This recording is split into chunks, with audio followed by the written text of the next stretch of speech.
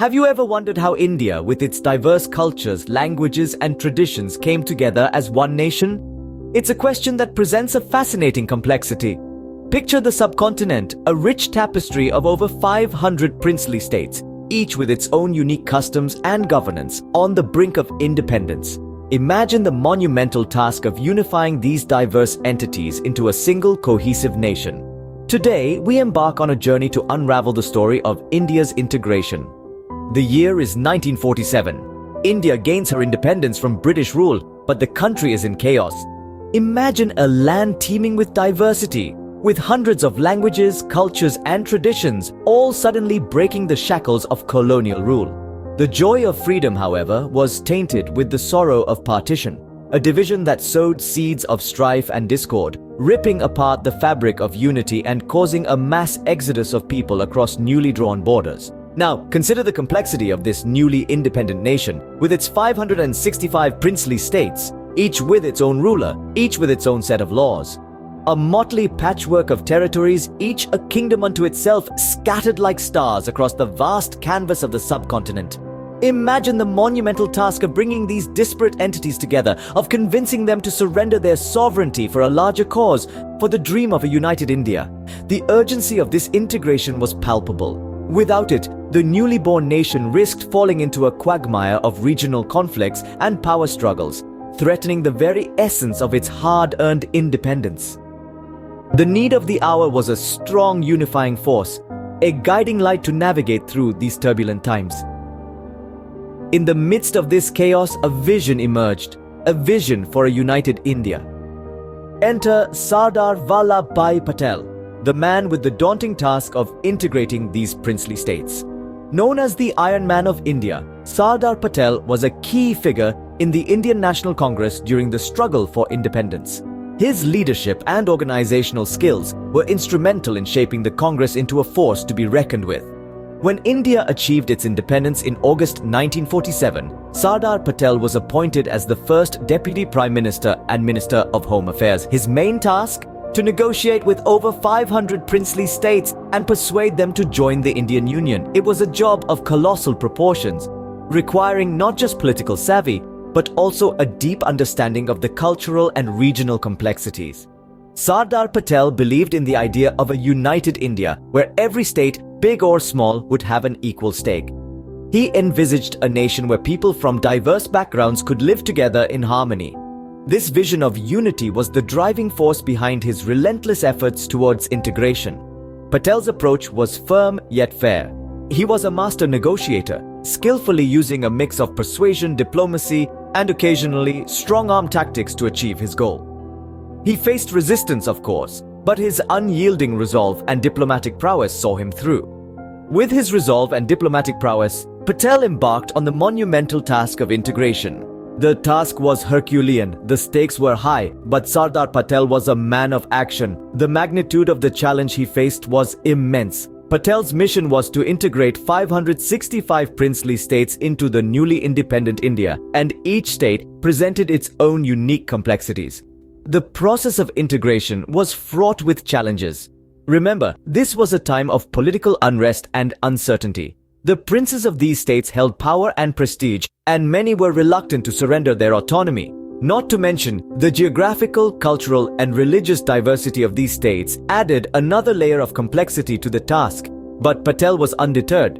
He was a master tactician, and he knew that this task required a blend of diplomacy and force.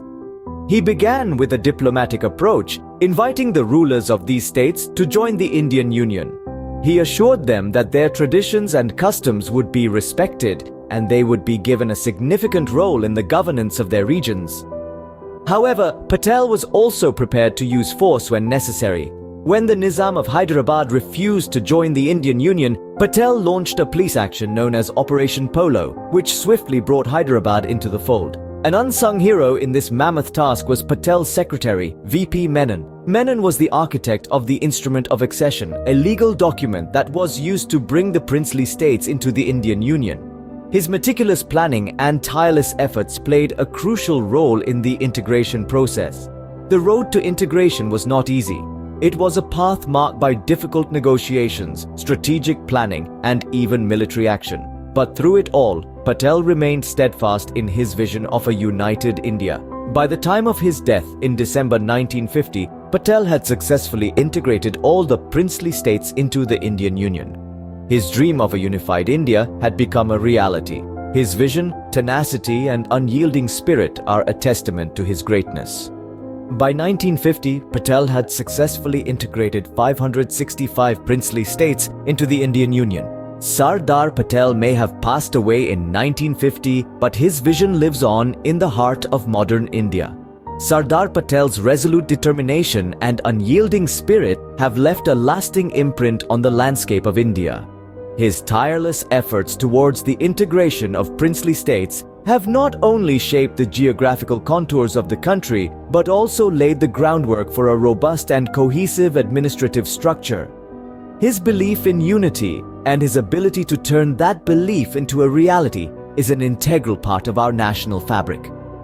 Today, as we navigate the complexities of a diverse and pluralistic society, we find ourselves leaning on the pillars of unity that Patel so painstakingly erected. His vision of a united India is not just a political concept, but a social reality that lives and breathes in every corner of the country. Every state, every district, every village in India today is a testament to Patel's dream of Ek Bharat Shrestha Bharat, One India, Superior India. His legacy is not confined to the pages of history books, but is reflected in the unity in diversity that India proudly showcases to the world. Patel's commitment to democratic values and principles has shaped our political discourse and democratic institutions. He firmly believed in the power of the people, in their ability to shape their own destiny. His vision of a strong, democratic India has guided us in our journey as a nation and continues to be a beacon of light in times of uncertainty. Furthermore, the administrative structure that we see in India today is deeply rooted in Patel's vision. His idea of a strong center with cooperative federalism has provided the necessary balance between central authority and state autonomy, enabling us to maintain unity in diversity and ensuring the smooth functioning of our democracy. In conclusion, the legacy of Sardar Patel is not merely a historical artifact, but a living, breathing entity that continues to guide and inspire us. His vision of a united India, shaped by democratic values and a strong administrative structure, is a reality that we live and experience every day. Sardar Patel's vision of a united India stands testament to his foresight and statesmanship.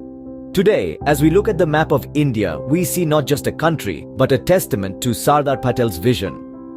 Born into a simple farmer's family in the year 1875, Vallabhbhai Patel was a common man who rose to uncommon heights through sheer determination and hard work. Often referred to as the Iron Man of India, he was instrumental in weaving the fabric of a unified India from the tattered threads of fragmented princely states. As we journey back in time, we find a nation bursting with the joy of newfound freedom but shackled by the chains of division. It was a time of uncertainty, a time of chaos. Amidst this turmoil emerged a beacon of hope, a leader with an iron will, Sardar Patel. His vision was clear: to amalgamate the vast ocean of diversity into a single unified entity. And so, the arduous task of integrating over 500 princely states began. Patel, with his sagacious diplomacy and unwavering resolve, managed to convince the rulers of these states to accede to the Indian Union. He tirelessly negotiated with each of them, understanding their fears, addressing their concerns, and offering them a place in the grand tapestry of a united India. He was a man who believed in the strength of dialogue and the power of unity. His efforts laid the foundation of an India that we see today, a vibrant mosaic of cultures, languages, and traditions. The journey of India's integration was not an easy one. It was filled with countless obstacles and challenges, but Sardar Patel's indomitable spirit and undying commitment to the cause of unity saw us through. He firmly believed in the idea of unity in diversity, a principle that is deeply ingrained in the soul of India. So as we navigate the currents of the 21st century, let's take a moment to reflect on the vision of this great leader. Let's remember the man who, with his unflinching determination and unwavering commitment, molded the destiny of a nation. Let's recognize the power of unity in diversity, the strength in our differences, and the harmony in our diversity. For it is in this unity, in this vibrant diversity, that we find the true essence of India. It is in this unity that we find the indomitable spirit of a nation. It is in this unity that we find the enduring legacy of a leader whose vision shaped the course of a nation. In the unity of India, in its vibrant diversity, we find the enduring legacy of Sardar Vallabhbhai Patel.